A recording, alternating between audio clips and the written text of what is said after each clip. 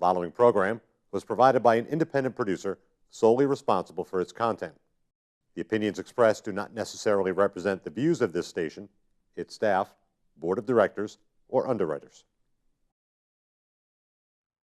Welcome to Speaking with the Senator. Hi, I'm Kevin Avard, State Senator here in District 12. I represent Nashua all the way up to Greenville, and this is going to be one of our premier shows.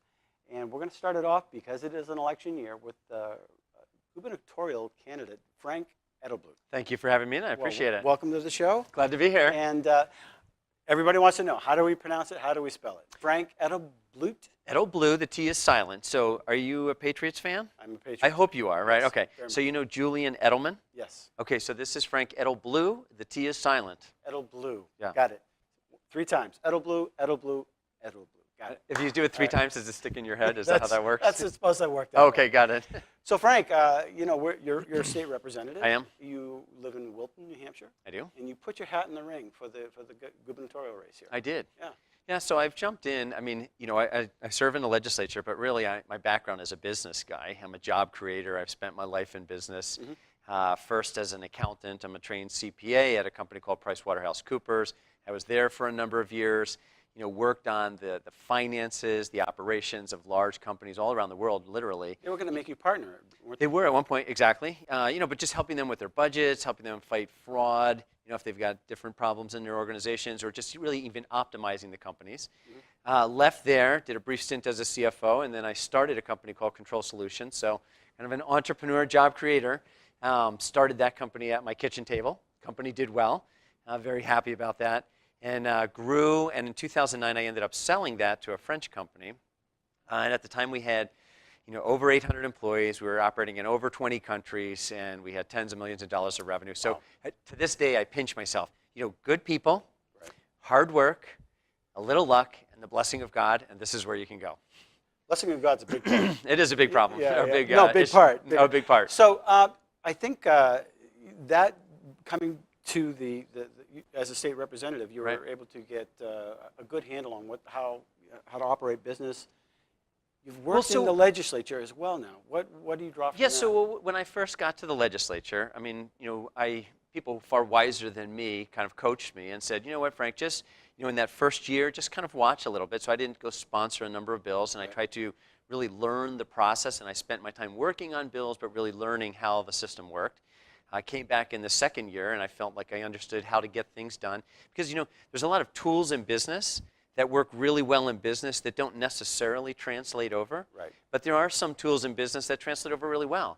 And so having observed for a year, I came back and I sponsored a number of bills and was able to pass 4 bills through the entire process, you know, on a bipartisan basis, kind of moving things along. And very happy about that, and very encouraged, because I could see that you could make and get things done in the legislative process.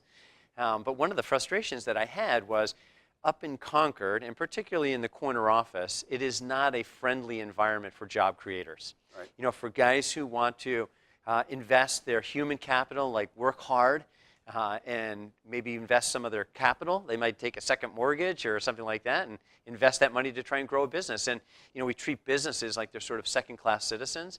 And I think that we can do something to turn that around, and that's one of the reasons why I'm running for governor.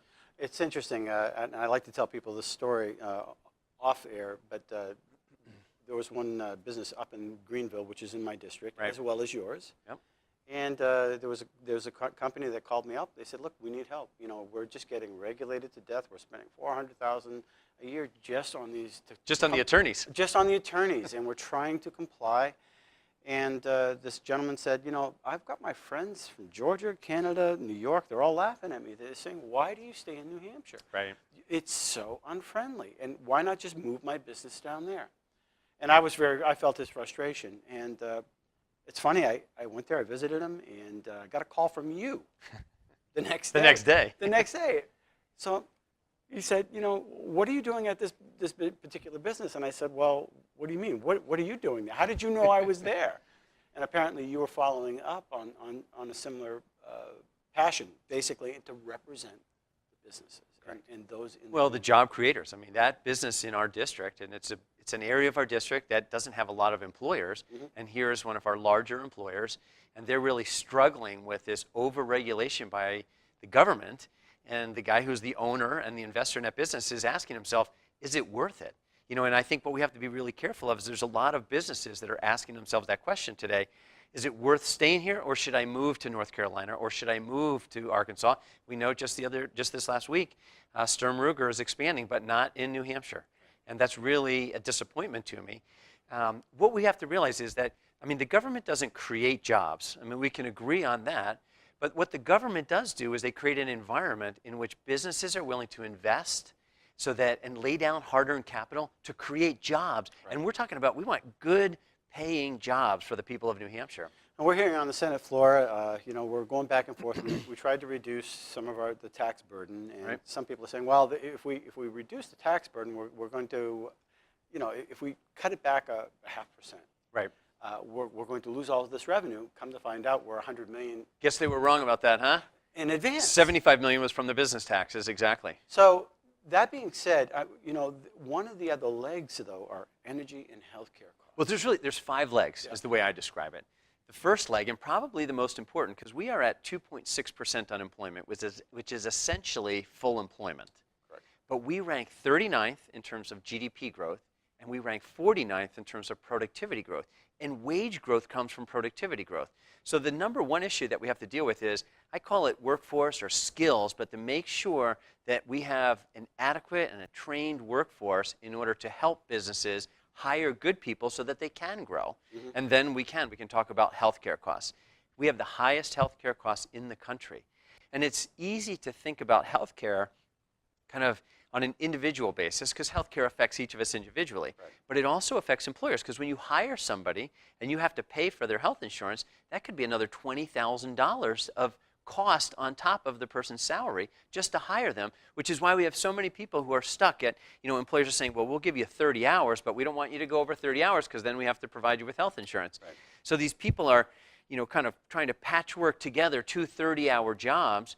Maybe they're working in retail someplace, and so they don't have a lot of output, and so there's not a lot of productivity output to the economy. But then energy is another very big one. You know, the business taxes. Do you realize that? So today we have the highest taxes of any New England any state. Even after we achieve our reductions, which we've already demonstrated have resulted in a bonus to the state, we've got a surplus as a result of it with the businesses, but we're only ever going to get 0.1% lower than our next nearest neighbor. And for 0.1%, nobody's going to pick up their business and move to New Hampshire. So there's more work to do there. And then the last is really just the over-regulation that is stifling businesses, you know, in our communities. Another, just a high cost of business. As you know, we worked on that. We tried to get some of the rates down, and we made some progress, but not enough. And I know you know Representative Will Infantine, who's the chairman of the Labor Committee on the House side, and he worked really hard on that. Senator Daniels on your side as well did a lot of work on that. Made some progress, but still a lot more to do to keep the cost down. Is a free market approach one of the best ways to tackle this? Well, I mean, you know, I think the free market approach is the best approach to anything, you know, in terms of how we can go about getting it. I mean, like, let's take a look at our healthcare costs. I mean, that's how we will be able to get the cost of healthcare down, is by introducing competition. So we need competition not only on the insured side, you know, so we're going to be down to, when the Anthem-Cigna merger takes place, you know, we're going to essentially have one health insurance company in the state. And they'll be setting the rates, basically. Well, I mean, when you have one health insurer, it's not good for the consumers who are trying to buy health insurance, and it's not good for the providers who have to negotiate rates as well, because who are they going to negotiate with if they only have one payer? What would you do as governor? Well, so there's 2 laws in particular that we have to focus on. One is our community rating that was brought in, you know, back in the early 2000s, I think, is when we first got some of those laws. And that is really what we used to have, more than 20 insurance companies in the state. And that drove insurance companies out of the state because of the community rating laws that we have. And then the second is we used to have what's called a certificate of need board. Right. And we were able in the budget process in 2015 to get that removed. But it came back, right? And in fact, one of my competitors in the governor's race voted for that. Right. But we brought that back, and I call it son of certificate of need. And so what people have to understand is, what we've done is we have basically drawn lines, circles around healthcare facilities and said, nobody else is allowed to compete with them in that circle. And then what we have said as well is, if somebody else wants to come into our state, They can't just come in and offer some innovative, creative healthcare solution. What they really need to do is they need to come in and not only offer that solution, but you're going to have an emergency room. Right. And so you're going to be operating 24/7. So these companies that, like a Surgical Centers of Oklahoma or something like that, they are looking at other states and they're saying, we're not going to go to New Hampshire. It's too unfriendly of a climate. But if we brought that in, it would drive the cost of healthcare down. Right, and it really, that's the point. You're actually asking your competitors for permission to come in and compete. Exactly. And that's a no-win scenario. Right. So that we called it the CON, or Son of CON, yes, exactly. and that's a concern. Let me drop a couple of names: Maverick Technology and Keegan's. They're both businesses here in the Nashua area that are coming up with solutions. Keegan is basically offering these incubators for businesses. Right, I'm familiar with Jay Jacobs, who's helping Brian Keegan over there. What an amazing, there are opportunities out there. And of course, Maverick Technologies, they're hiring kids, or trying to help kids right out of high school. Right. They're educating them and helping them replace, get Correct. placed. To become workforce ready, to be engaged in the workforce. Workforce ready. The community colleges are engaged. Right. And which leads me into, how are we getting these kids ready? Talk a little bit about education. Where can I would you, love as a to talk governor- about education. And as the governor, honestly, we have a lot of latitude in terms of what we can do, because we've already got laws on the books, and we've already got regulations that are available to us. There's something called ED Regulation 306.27, paragraphs E and F. Oh, that one. Yeah, that one. And essentially what we have to do is we have to change the way we're looking at education. We are still using the factory model, the assembly line model for education, where you enter here and the little units are educated along the way, and then they get out at the end and you hope that they're equipped. What we've discovered is most of these kids are getting out at the other end and they're not equipped for a 21st century. We can change the paradigm here. In high school education right now, we have a fixed component and we have a variable component. The fixed component is you have to do 4 years, 180 days a year. It's sort of like a prison sentence, On the variable side, Some would view it that way. some of those kids do. My I know that. teenagers would. Right. Yeah. On the variable side is, did you learn anything? A, B, C, D, F. We've got this completely flipped around backwards. The variable is some kids are going to be able to finish those requirements in 2 years. Some kids are going to take all 4 years to get through that process. And those kids who want to move at a faster pace or at a different pace are going to be able to pull in some of these community college programs, become trained in advanced manufacturing, how to program a CNC machine, composite manufacturing, and they're going to be able to use those tools so that when they exit high school, they are ready to enter into some of these jobs that are available to them today. These are good paying jobs, $45,000, $55,000 a year jobs that start at that. Right. And we haven't limited the kids by this program. Some people think, but then you're limiting the kids. But really, in fact, what we're doing is we're opening up opportunities for them.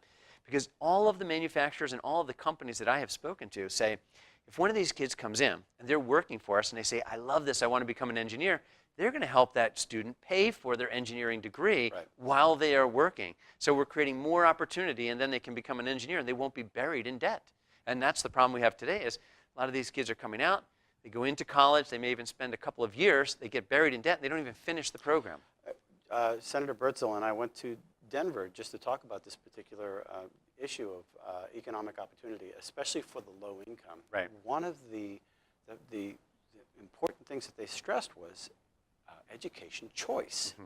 Education choice will help them lift up, and also entrepreneurship will help low income people out of that hit or that cycle.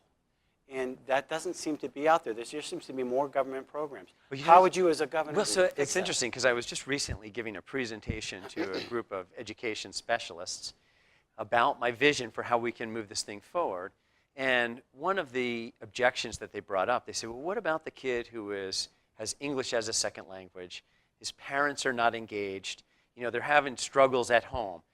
How about that kid? We don't want to change the education system and somehow leave that kid behind. I said it's because of that kid that we need to change our education system.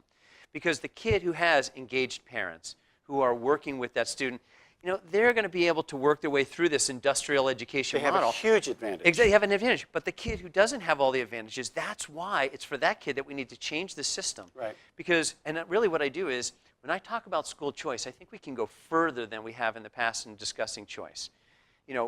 Today when we talk about choice, we say, I'm going to take, cookie can or cookie cutter model A for cookie cutter model B or for cookie cutter model C. Right. But really what we need to do is push choice down another level because kids learn differently.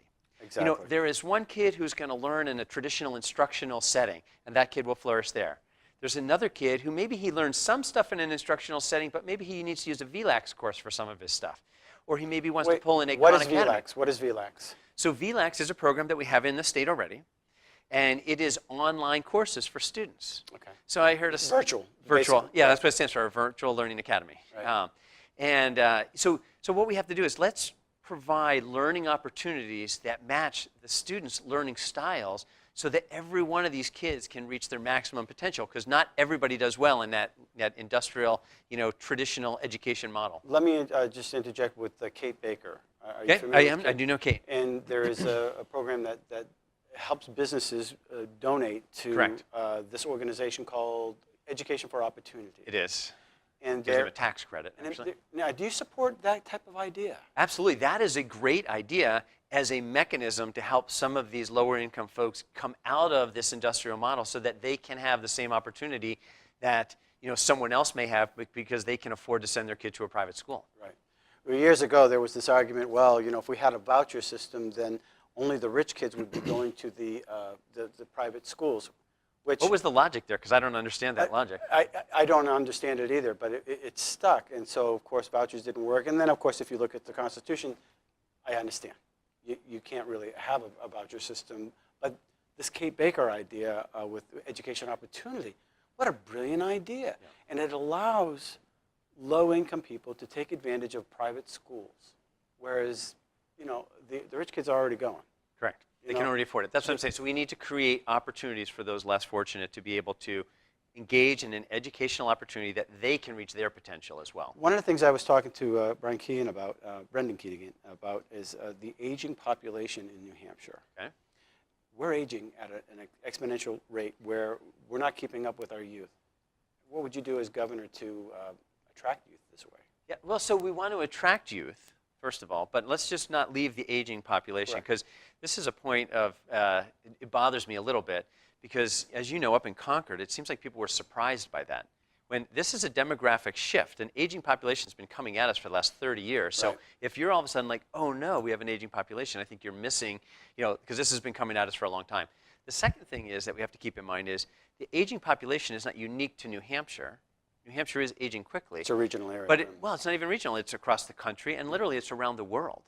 And there's actually a book that was written just recently, What to Expect When No One is Expecting, about the fact that we just don't have a lot of people having many kids, and as a result of that, we've got an aging population.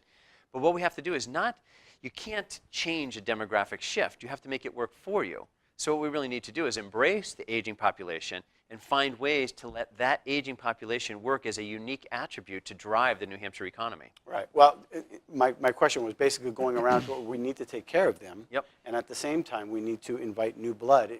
Correct. So that both are serving each other. We do, right. But at the same time, we're going to have an aging population. Even if we retain all our youth, we're going to have an aging population. But I think that it's a myth that our young people are not staying here because we don't have enough coffee shops and nightclubs. I mean, 3 of my children have graduated from college. All 3 of them would love to be back in New Hampshire. One took a job in Chicago. One took a job in Northern Virginia outside of D.C., which is where all your money is being spent, by the way. And one took a job in the consolation prize of New Hampshire economic development, which is Boston, kind of close but no cigar. And so they would all love to be back in New Hampshire, but we have not created good, high-paying jobs in the state. Here's another example. We've got 100,000 people who every day get in their cars and they travel to Massachusetts, not because they like driving in traffic, but because that's where they can get the high-paying jobs. We need those high-paying jobs in New Hampshire. We used to have it. We have turned our backs on the job creators and those who can create job growth and wage growth. And as a result of that, they're having to travel out of state. The interesting thing about that is these people that are actually traveling to Massachusetts, they're actually paying Massachusetts income tax. They're buying gas down there. They're buying food down there. They're buying product down there. And then they're coming up here, obviously, to pay their higher property taxes. Right, but they're leaving, I don't know what the percentage is, 15, 20% of their income in Massachusetts, as Correct. opposed to spending that and engaging the New Hampshire economy with that money. And we see that every morning when we're driving up to Concord. It is fun to watch. Going to reverse commute is nice. It's a mass exodus, and it is disheartening. Literally mass exodus. It's a mass exodus, and it's disheartening. And we want to encourage these people to stay here, but you've got to make the climate a business friendly. But I'm telling you, if we work on skills in workforce and healthcare costs and energy and taxes and regulation, we can create an environment here in New Hampshire that people are going to want to invest, and we will create good, high-paying jobs in the state, and that's what we're after. Everybody's been talking about Common Core when we first started this last couple of sessions, Right. and of course we had a bill that addressed it, at least giving the opportunity, and of course the governor vetoed it. Right. What are your thoughts? Well, so part of my thoughts are, I don't know if you know this, but the education, so K through 12 education, we spend $3 billion in a biennium budget. 6% of that money comes from the federal government. 72% of that money comes from property tax holders, from property owners.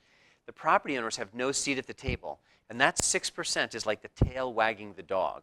And for that, the helm of the ship. Exactly. And for that 6%, though, they're telling us what to teach our kids. They're shoving Common Core down our throats. They're telling us how to test our kids with smarter balance. They're telling us how to feed our kids. And most recently, they think they can tell us, as if we couldn't figure out, where our kids are supposed to go to the bathroom. What we need to recognize is the federal government has responsibilities. They're supposed to be spending their time and efforts keeping the border secure. They're not doing that, Right. but they're spending all this time meddling in a local issue which belongs to the state and belongs to our communities, which is how we educate our kids. Right. And so I think we just need to pull that back and say, we've got this, guys. We don't need your help. We had I actually was the sponsor of the bill, but it was Senate Bill 320. And had to do with surveys in Right. the classrooms. And Frank, I'm telling you, after going through this committee hearings and listening to the testimonies, they're asking our kids how much sex they're having, what kind of sex they're having, when they're having it. Are you having drugs when you're having sex? Do you have a gun in your house? Do you pray? How often does your parent beat you? Are you left alone? All these questions on surveys.